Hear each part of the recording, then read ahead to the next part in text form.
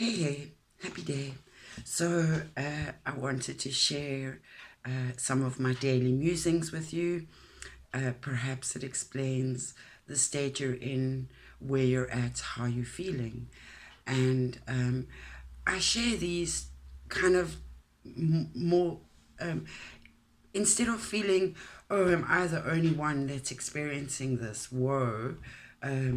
It's a sense of, once we share it, of saying, hey, this is how I'm sensing things or experiencing the universe, the university of life. Then others are able to say, hey, even me.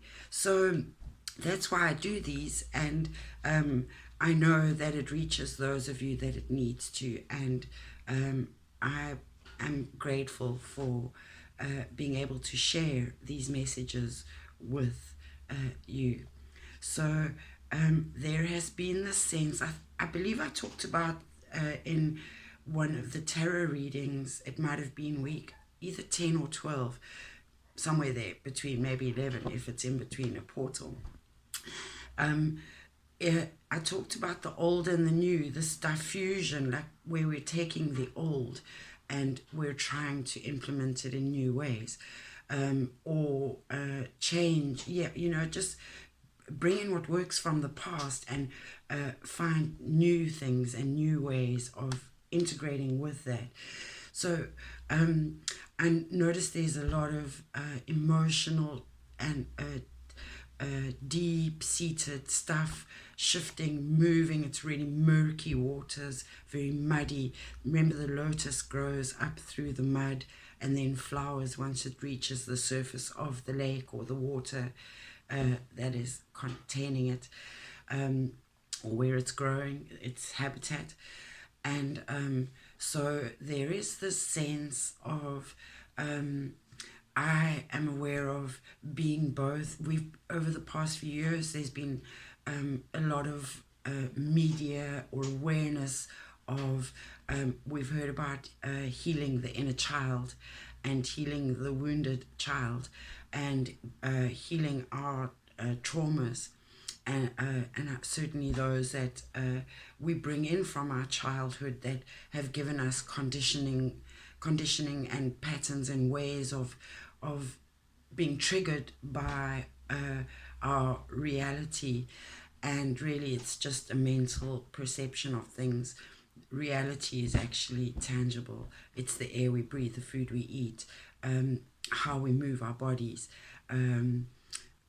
Yes, that's the real stuff. What we smell, see, taste, hear, and feel within our bodies and both on our skin. So that sense of the old and the new morphed, as I said, into the I now see that part of me is that traumatized child, that inner child that we've been, as I say, has been more in our frame of reference. And so my inner child feels like a tempestuous 2-year-old, and like, really? Who's got the patience for that? Just throwing her toys, kicking, screaming, fussing, really standing there, stamping her feet and creating quite a fuss. And my adult me has, which is where we're moving into that adulting of that inner child. And she is having to be very patient, very nurturing. And I feel like she's kind of impatient and wanting to lose her shit, but she knows that isn't going to help the situation. So she's really trying to contain that child, create a sense of safety, and just create a space of calm. And so as this is going on, what I'm understanding too is those who follow me and know the way I work will have heard me mention, how do you eat an elephant? It's a question I often ask people, and the answer is, as those of you know, and for those of you who don't, it's one bite at a time. And that's kind of morphed into this, well, at this point, in order to get that tempestuous child out of its state and to change the energy and the dynamics and that status quo, is to take one step at a time. And that's what it's about at the moment. And what came up in that sense too then was U2's song Where the Streets Have No Names. And what was fun, I was at gym the other day and the song came on and someone said, oh, did you hear the song? So it was brought to my attention in a very literal way. And I responded immediately with the sense that I'm feeling of, I do feel like I'm on this map, this journey, and none of the streets or roads have any names. So, excuse me, so it's the sense of being lost. And what came to mind simultaneously was Dr. Seuss, actually, where is it? And again, those who know me know this is one of my constant companions. I use it as a guide for life. It's very valuable because it's so simple, but yet it explains the process, the ups and downs, and all such like, but in a very humorous way.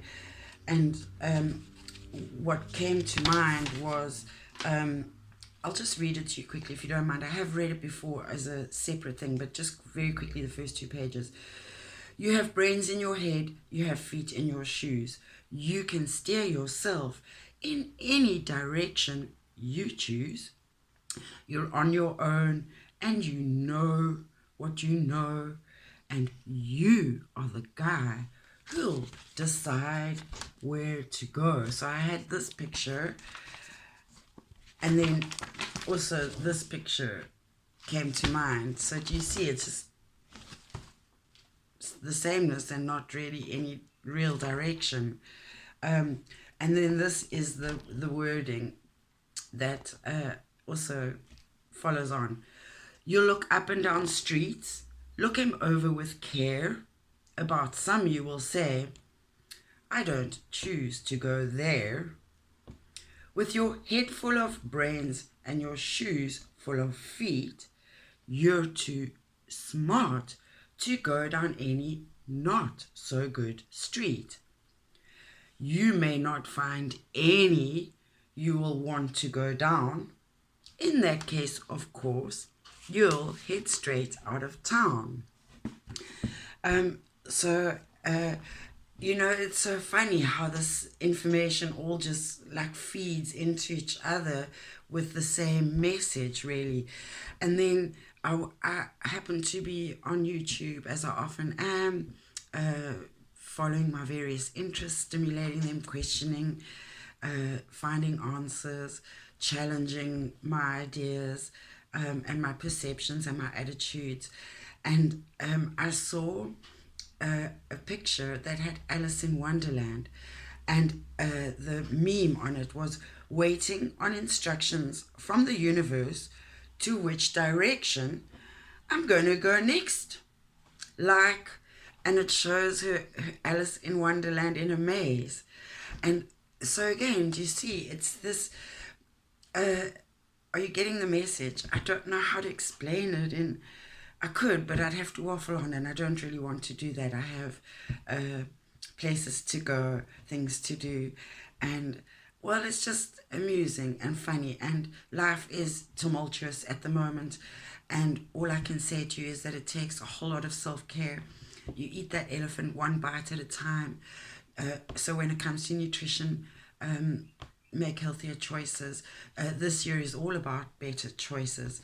And then after nutrition, it's about breathing more consciously, more deeply, with awareness, and more frequently. Quality and quantity matter in life. More quality, but then definitely followed closely by quantity. Then how are you moving? Make better choices with that. Move in ways that show yourself that you love how you look and how you feel through whatever that form of expression of movement is that your particular body needs. And we all, of the 3 different compositions, it just also says there is no one right way. You have to choose what works for you. And that takes a bit of experimentation. Well, everything does, but what works for someone else is not necessarily right for you. So please play around, literally play with movement. Make it a form of play and fun and enjoyment, so that you will feel motivated to do it and need less discipline. And then how are you moving, recovering and resting? These are all important things now. And if you need any help with any of these things, I'm going through them too. Just because I have the information does not mean I'm excluded from the human experience. I'm as fallible, I'm as flawed, I'm working on many of the same issues, or have, as you perhaps are needing the assistance for now. So I'm there to help you with all kinds of your things: gut issues, adrenal issues, depression, anxiety. Use me. Namaste, in Lakesh. Happy day.